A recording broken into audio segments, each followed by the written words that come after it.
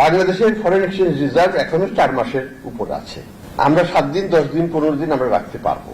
টাকার যে পাচারটা ছিল সেটা বন্ধ হয়েছে, অর্থাৎ গুড গভর্নেন্স দেশে ফিরে আসাতে দেশের অর্থনীতিতে নেট রিটেনশনটা বেড়ে গেছে, আমাদের নেট প্রবাহ যেটা সেটা বেড়ে গেছে, যেটা দুবাই থেকেই পাচার হয়ে যেত হুন্ডির মাধ্যমে ইত্যাদির মাধ্যমে, সেই জায়গাটায় আমাদের একটা উন্নতি আমরা দেখতে পাচ্ছি, যে কারণে রেমিটেন্সের প্রভাব বেড়েছে।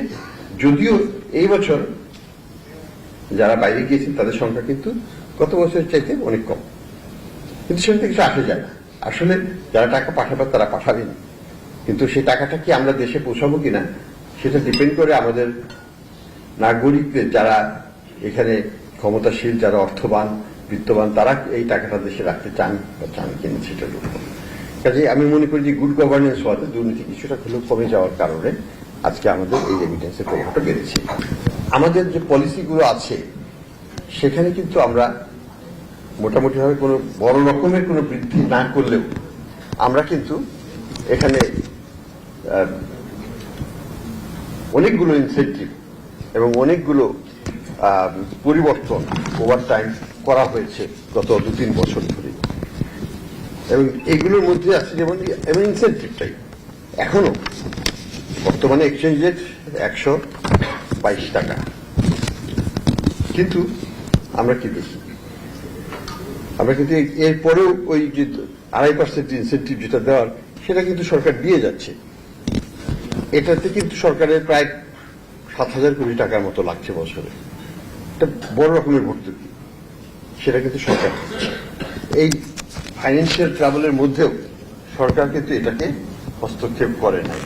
ভ্যাট ইত্যাদি অনেক জায়গাতেই রাজস্ব বাড়ানোর চেষ্টা করা হচ্ছে, কিন্তু এখানে সরকার খুবই সংবেদনশীল এবং চেষ্টা করছে যাতে আমাদের যারা কষ্ট করে রেমিটেন্স আয় করছেন তাদেরকে যেন কিছুটা এক্সট্রা সহায়তা দেওয়া যায়। এটা এমন কোনো বড় সহায়তা নয়, কারণ 84 থেকে 122 এসছে, অলরেডি বিশালভাবে উপকৃত যারা রেমিটেন্স পাঠাচ্ছেন। তারপরেও সরকার চেষ্টা করছে তার নিজস্ব অর্থায়নে অল্প হলেও কিছুটা দেওয়ার জন্য, সেটাকে আরেকটু সুইট করার ব্যবস্থা করে।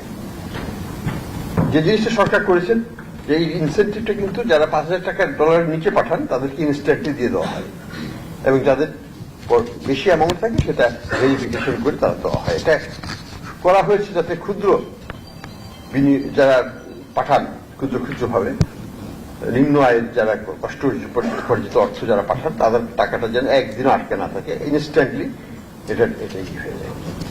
আপনারা লক্ষ্য করবেন যে আমাদের কিন্তু এখন সরকার থেকে একেবারে নির্দেশনা দেওয়ায় যে কোনো টাকা পাঠালেন 48 আওয়ার্সের মধ্যে এটা ক্রেডিট হয়ে যাবে। এটা একেবারে নির্দেশিত এবং এখানে কোনো ব্যত্যয় ঘটানোর কোনো উপায় নেই। আমরা মনে করি যে সরকার সবসময় বাংলাদেশ ব্যাংক ইন পার্টিকুলার এইসব বিষয়ে খুবই সংবেদনশীল, এবং যে কোনো চাহিদা যদি সেটা যৌক্তিক হয় আমরা সেটাকে কিন্তু গ্রহণ করে থাকি।